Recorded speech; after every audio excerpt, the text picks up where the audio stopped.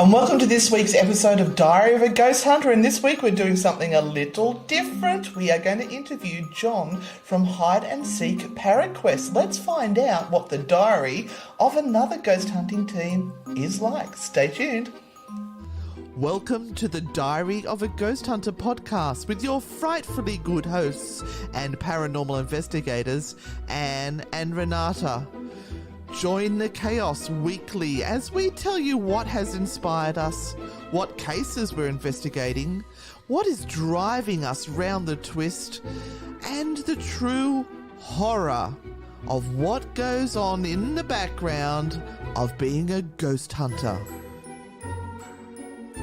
This is a frightfully good production. Hi, John, and welcome to Diary of a Ghost Hunter. It feels weird saying welcome when we're on your investigation in your location. Thank you very much for having us. Yeah, look, we thought we'd do something different. We think people are tired of hearing about us talk about us and our diary, so it would be great to interview someone from another team to find out what your weekly life is as a ghost hunter. So, first off, name of your team?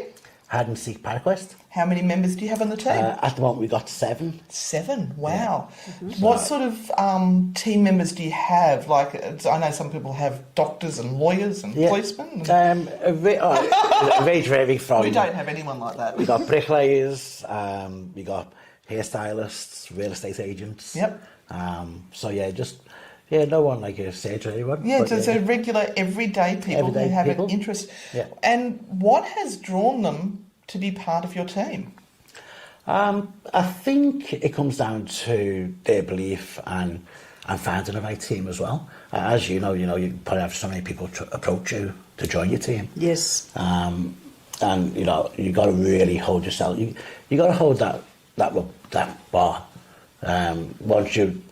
It takes so long to get that bar at that level. Your reputation is everything. Yes. And it can be taken away from you. Yes. In a split second. Like that. Yes. Not only is it hard choosing the right team members, it's hard, for one, keeping them. Yes. Making sure that you have got a really good team that have got the respect of, 1, a location, and 2, the whole team itself. Yeah. And I believe in our team there's no 10-foot gorilla in a corner. Which sometimes you do get there. But you get that, you got pushed off to it straight away. So everyone's in there for the right reason. That's trying to find answers to know what we're all looking for.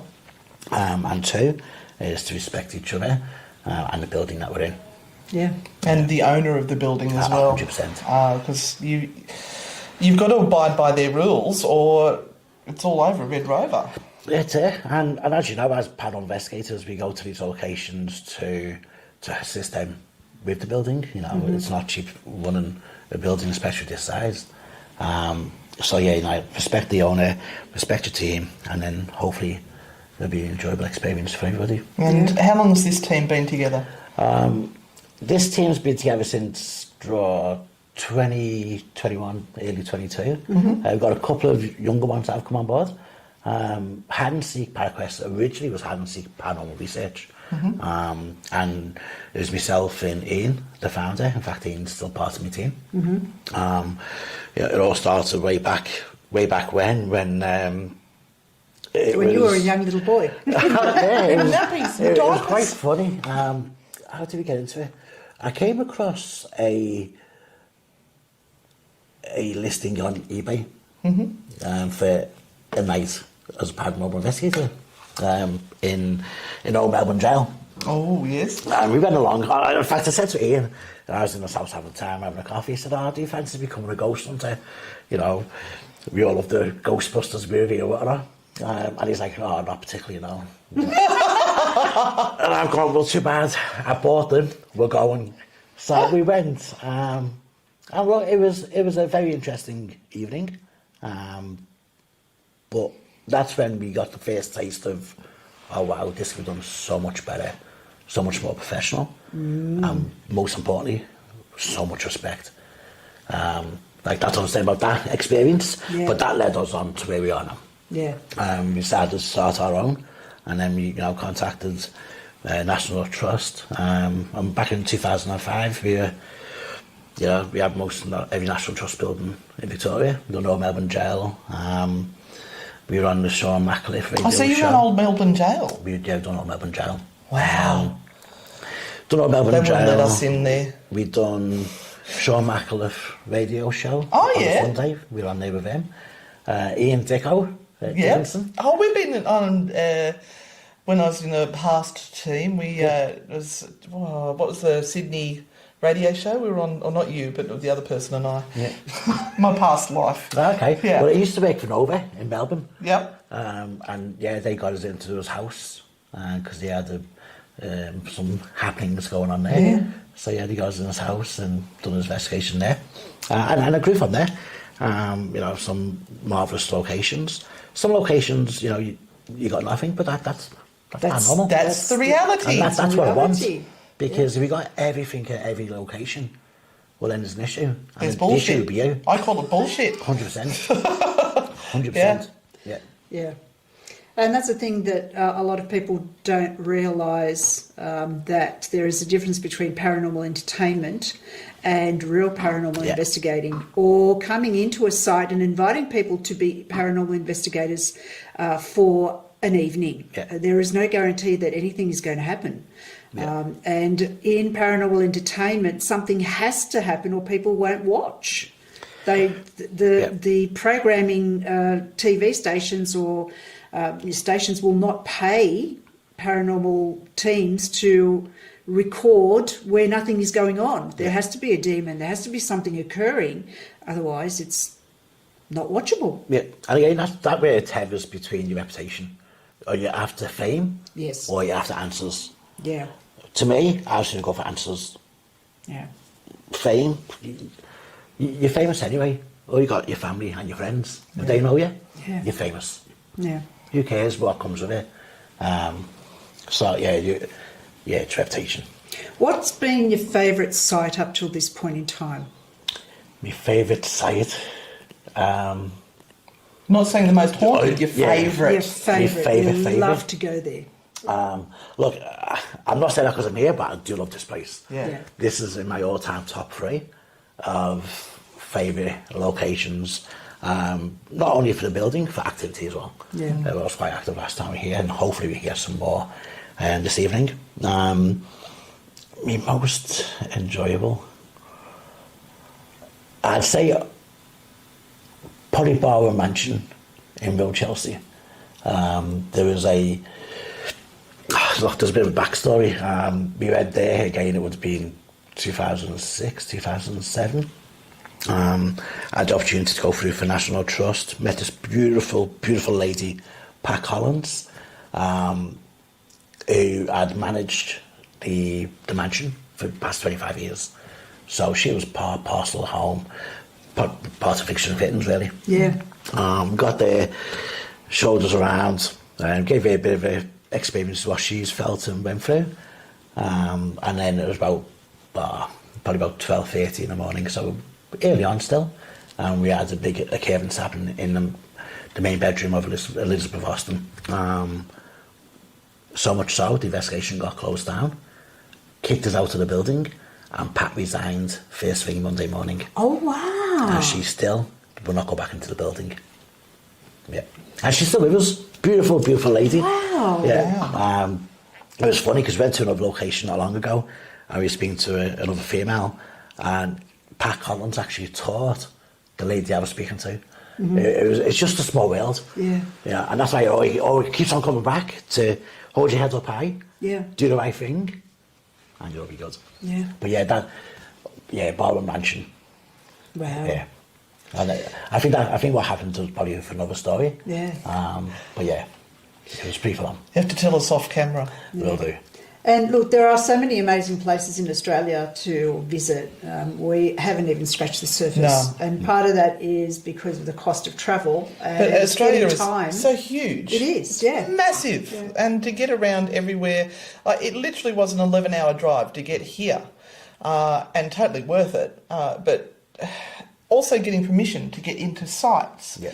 How do you go getting your sites here? Look, I'm quite fortunate. Again, I'm like yourself from Yarra. It's not I in your team. It's both of you driving it forward. And I'm quite fortunate that the team I've got 100% behind us, behind everyone. And there's one of them in particular that actually sits there and emails out to all locations, and then they email us back, and then bang them on the phone. Which saves me obviously a lot of time, because as you know, like you said that you just drove 11 hours to get here. Well, put in perspective, that's 22 hours there and back. Then you're unpacking, you're getting ready, you're doing what you got the next day. It's literally a 3 or 4 day episode. Yes, it is. Before you can get back into some normal rhythm. And people don't understand that. But yeah, to answer your question, I've got team members that email all the locations for me. And we prefer that when they come back then, because they know there's interest. It's not as easy. Please, people, don't think it's that easy that people are continually knocking on your door and asking you to come to locations and do paranormal investigations. It's not. We find in most cases that we are asking time and time again. And if a location has had a bad experience with a team, the likelihood is they will not invite another team, no matter how much you beg, because they have been burnt by them. And that's a really sad thing, because like you said, there are locations all around Australia that are literally dying because there is no one going into them. And the thing is, if teams go in there and start carrying on with the whole demon thing, then they're not going to get the regular people coming in for the history, because they'll be too scared to come in. So it's being very mindful of the location as well. I know that where we are tonight, they have given us some restrictions, which we honour, and the reason for those restrictions are very personal to the people, and we understand that. You don't break that. So the teams out there doing the wrong thing, stop it. Stop it. Because you won't be invited back, and you're ruining it for other people as well, just because you want to show something that maybe you're seeing on other paranormal teams. Copying TV. And you think that that's the thing to do. It's absolutely not. And you've got to realise where they're going as well. It's not bricks and mortar. It's either someone's livelihood or someone's home. That's correct. They're going and saying that there's demons and devils here. People would just refuse to go, I should say. It's just got to stop. And again, all these paranormal teams, we're all here to do the same thing. Well, hopefully we're all here to achieve the same thing. That's, answers to what's out there and so forth. And if you get us to collaborate, do it. There's no, it's me, this is my area. Get together, because the more heads together, chances are we're going to get something. And that's what it's all about. We don't have the answers. None of us have the answers. And those people who are saying they've got the answers are full of shite.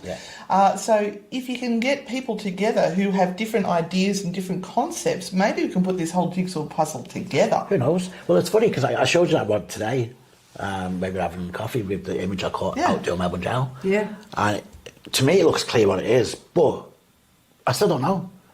So it's a fresh... It's a ever-going circle that we all love and enjoy. And, sometimes you don't want to know the answer. Maybe we're just never meant to know, and the curiosity keeps dragging. I always say I love the journey. I mean, once you kind of think you're getting close, are you really? Is it really what's going on? It's never going to be definitive until we ourselves are dead, and we know at that point in time. I'm not rushing to get there. So I'm happy to engage with whatever spirit wants to come around and say hello. And keep developing our skills so that we can, maybe find a particular way that is going to be a better way of connection. Now, do you get people requesting help with paranormal problems? Look, we do. Again, and that's a whole topic in itself. Once you get that initial inquiry, then you contact them, and then you sum up exactly what situation you're in. About being too cruel, or are they just out there for a bit of fun? Are they out there to to make fun of you? Or are these people really, really need help? If they really need help, the first point of contact is your doctor. Yep. Yeah. We had one person call us, this was a number of years ago, where they, when we asked them in the end, is your house really haunted, they kind of went, no, we just really want you to come over so we can have a cup of tea with you. Remember that? That's it. And that happens so common. They're just lonely. Yeah. You know, and they're more than welcome to contact me anytime, because I would, let them contact me, ask them how I am, or can I have a cup of coffee, then to them sit there lonely by themselves. Yeah. So I'm more than happy to contact. There's always different organisations we can help them with. Yeah. But yeah, it's very hard to determine who actually needs help and who doesn't. Yeah. And I listen sometimes. Sometimes we get phone calls, and I listen to what the people are saying to me.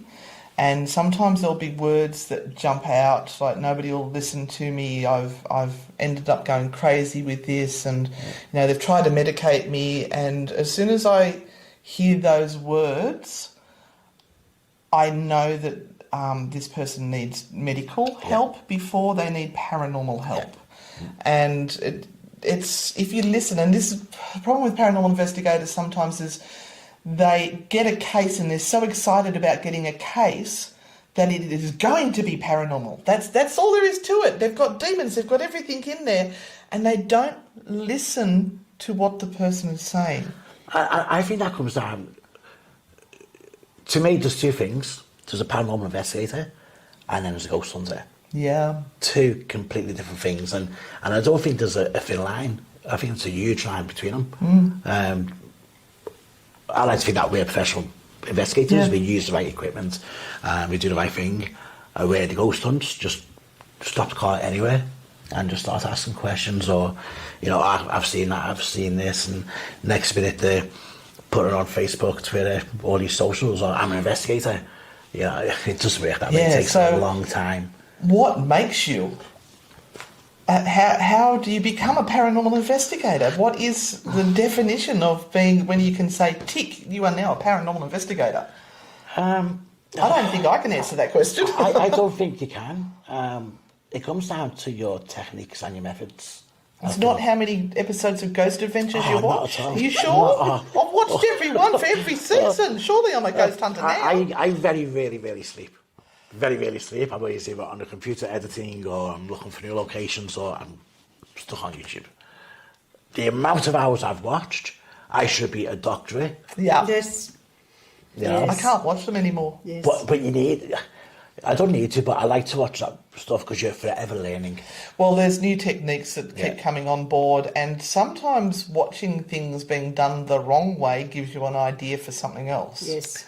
100%. And that's why I'm so excited about this evening. About watching us doing it the wrong way. Yes! Can't wait. Maybe. Maybe. I mean, seriously, maybe. it's the table tipping. Table tipping, Ouija boards, scrying, stuff like that. It's too much human. Too much contamination. Yeah. What I love about your table tipping is that you use I think I've told you before, it's a three-legged table, and I've seen that on an angle that you guys are on. That defies gravity. I've seen it walk up a wall. That's to the point we've got one finger, like we're all up there with one finger on it. So and you tell me who's pushing that, and that's what I'm fascinated. Yeah, I fake that for sure, and that's what I'm looking forward to. And we do it in experience you. That's the difference. Do it. And the right way. Yeah. Teach. Because, the reason I don't use them, because I say it can be manipulated, but I might not understand. So, again, you're always learning.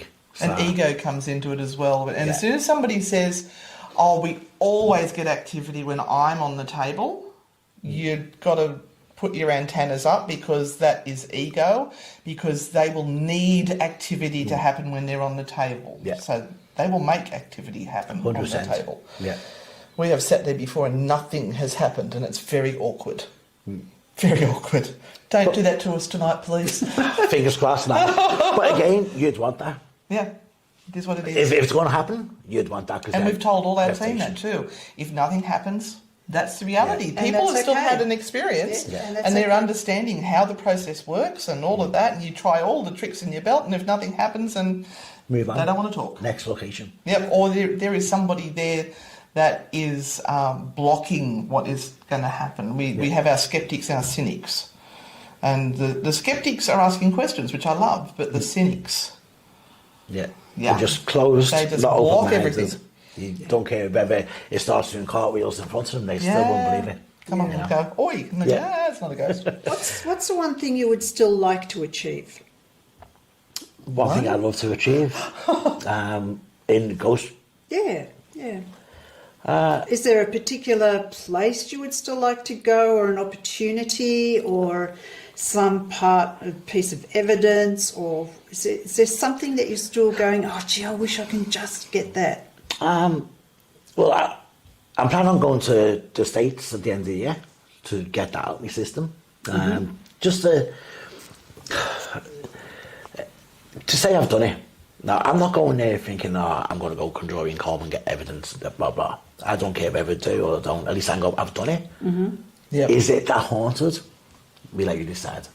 But I just want to go for, start being here, but go to the Queen Mary like you've done, and Amityville House, Sally House, because if you don't listen to our podcast before you go. You will be shattered. Yeah. Sorry. and again, it's about being a truth. Yeah. One thing that does play on my mind is, obviously I'm from the UK, from Liverpool. I came out here in 2000. I didn't even know you had an accent. Wow. I know, it just comes out to me. But to have a drink, I can't understand myself. So yeah, I came out here in 2000. Want to obviously be Australian. My wife, well, my girlfriend now, lifetime now is Australian, and come out here, fantastic. And then you get into the paranormal, and then you're like, I want to go there, I want to do that. Back home, it's literally jump in your car, go 4 minutes, and you can be in your place. I know. That is why I'm like now. That's why we keep going back. Yeah, It's every year if we can. Yeah, everything's there, and that's what I miss about UK now. Yeah. Opposed to being obviously over here. You just drive down the street and there's a castle. Just pop on in. Could you imagine? If I was that close, could you imagine what you could do? I know. With the knowledge you have now. Yeah. Even if you live there now, geez, you'd be doing investigations every night. Yes. You really would. Yeah. You'd burn out. Yeah. And you would have an issue getting through all of the haunted places and mystical places. In 10 years, there would still be places to go and see and investigate and experience. Yeah, that's why we keep going back. Yeah, that's one thing. Just the distance. Instead of FIFO, it'd be CISO, wouldn't it? Yeah. Spirit in, spirit out. Spirit in, spirit out. 3 weeks on, 2 weeks off. Yeah. It was. Yeah. And and the time you could spend, doing your craft would be amazing. Yeah. I think we need to wrap it up. Yep. What is your one piece of advice you would give to a budding paranormal investigator that was just starting their journey? Just starting out, don't worry about getting the latest gadget. The best gadget you got is yourself.